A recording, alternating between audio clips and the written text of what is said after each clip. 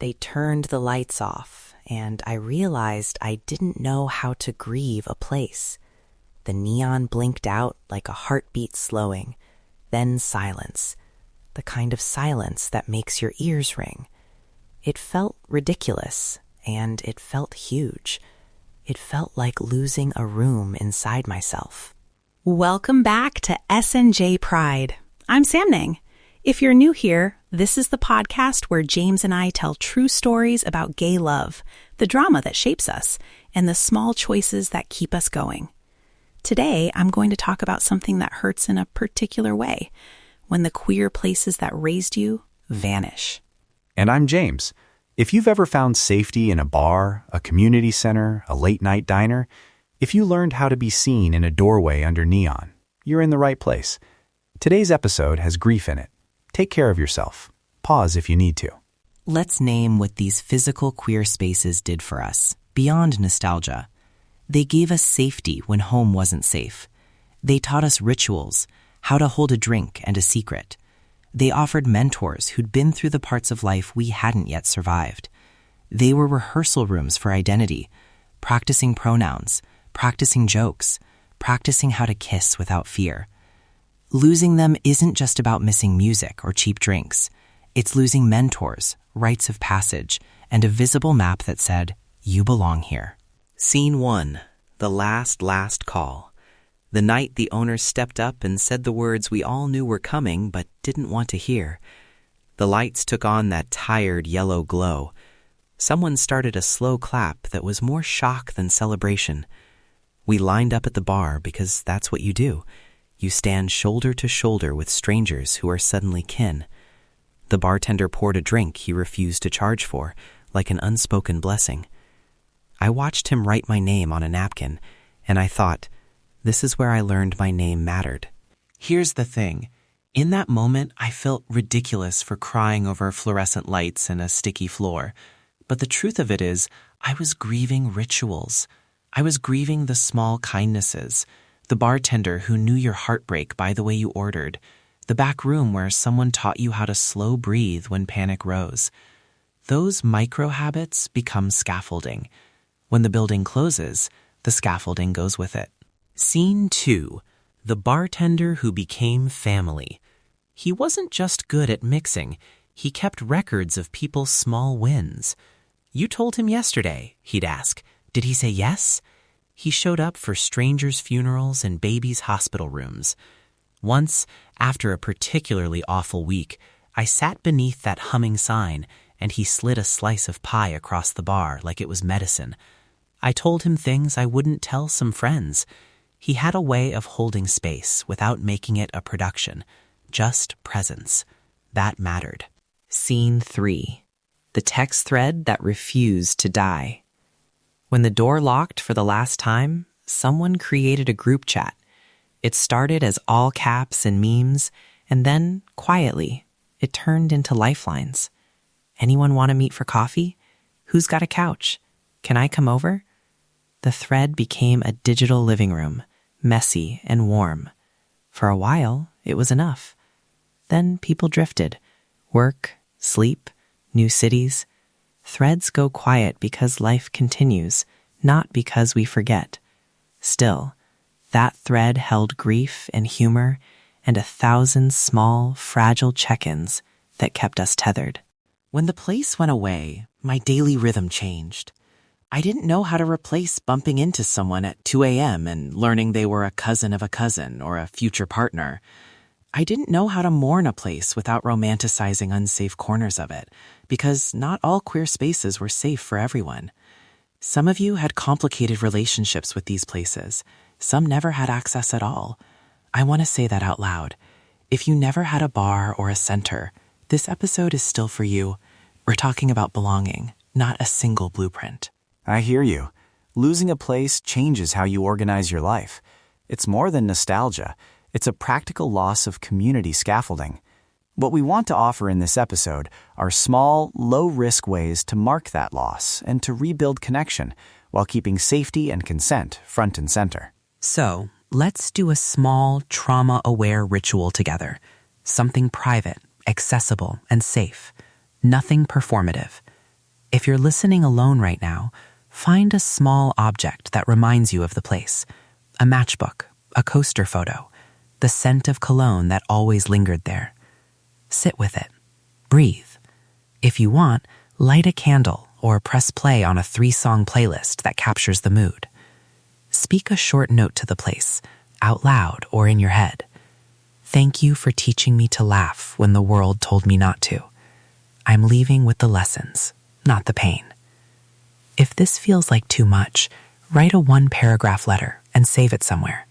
There's no right way, only what helps you feel seen. I learned this the hard way. Rituals don't fix everything, but they give your grief a container. They let you name the loss without turning it into a shrine of danger. If the place you miss included unsafe memory, change the ritual. Name what you need to release. Replace going back to the building with a safety-first practice, phone-first check-ins, or a quiet hour with a playlist, instead of an open invitation to a bar crawl. Now, 3 small practical ways to create micro places of belonging: safe, low risk, and consent first. Number 1, phone first check-ins. This is simple and powerful. Pick 2 or 3 people from your past or present and text, "Hey, would you like a 10-minute check-in this week?" No big agenda, just a hello. If you get a yes, schedule it. Keep it short. Ask, "How are you today?" One thing that's heavy, one small thing that's good. That structure protects both of you from emotional overload and builds routine connection. Number 2, rotating small dinners with rules of consent. Host or co-host a dinner for 4 to 6 people. Before it starts, send a short note. This is a low-pressure dinner. No gossiping about someone not here. If a topic comes up you don't want to discuss, just say, "I'd rather not. Let's talk about something else. We'll check in at the end." Keep the space small. Rotate hosts so the burden doesn't fall on one person. Food and low lighting let conversation happen slowly. These micro dinners reconnect people in ways algorithms cannot. Number 3, a low-tech drop-in.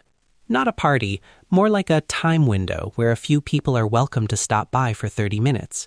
Tea, a playlist, maybe a disposable camera for quick photos. Make it explicit. Capacity limit, mask or not, and opt-out phrasing. If it's not your night, we'll miss you and plan another. Offer remote option. Someone can join a 15-minute video check-in from across town. The point is to make connection accessible and not make it a performance or a gatekeeping moment. What I want to add is a simple script to invite people back into closeness without pressure. Try, "Hey, I've been thinking about you and the old spot. I'm hosting a small dinner next Saturday. No pressure. If you'd like to come, I'd love that. If not, I get it. Either way, can we set up a 10-minute call soon?" Short, honest, and gives an easy out. That kind of invitation honors boundaries. I was a mess the first time I tried to host after our place closed. I wanted to recreate the whole vibe. Wrong move. I over-invited and people showed up tired. I expected hugs to fix months of distance. It fell flat. Here's what I know now. Baby steps win. Keep the guest list tiny. Name the intention. Give people permission to leave early. Celebrate the small things. Someone bringing a playlist. A story that cracks everyone up. A quiet hand squeeze. Those are the stitches. If you're listening and you feel lonely after losing a place, I want to say your grief is valid. It's okay to mourn a building, a neon sign, or a back room. It's okay to miss people who only ever showed up after midnight. You're not overreacting. You're naming something real. The beautiful part is we can make new rooms, imperfect and tender, that still hold us. And if you're thinking, "I don't know who to invite," start with one person. Text that one human. Ask, "Want to walk and talk on Sunday?" It's low stakes, and it builds muscle. We learned that the hard way. Connection grows by repetition, not grand gestures. Before we wrap, a brief and responsible note. We're not therapists. If grief spirals into one of those nights where you feel unsafe or overwhelmed, please reach out for professional support or a crisis line in your area. If you have thoughts of harming yourself, contact emergency services or a suicide prevention line right away. check the episode notes for resources. It's brave to ask for help. If you want to try 3 tiny experiments this week, 1, send a 10-minute check-in text to one person. 2, invite 2 friends to a rotating dinner with a consent note attached. 3, make a short playlist that honors a place you miss and listen to it with intention. These are small acts. They won't fix everything, but each is a door. If today's episode landed with you, DM us or comment "I hear you" on our page, or send an anonymous voicemail about a queer place that mattered to you. We might share it in a future episode. You don't have to tell the whole story. A line about what it smelled like or a memory of the last goodbye is enough. Thank you for sitting with me in this strange, quiet grief. Thank you for remembering with me. You're not alone. We see you. We'll keep building rooms, small ones, honest ones, with rules and with consent. We'll make spaces that protect people and welcome them. We'll try again. We're Samnang and James, and this is SNJ Pride. If this episode touched you, like, subscribe, and share it with one person who might need to hear it. We'll see you next time.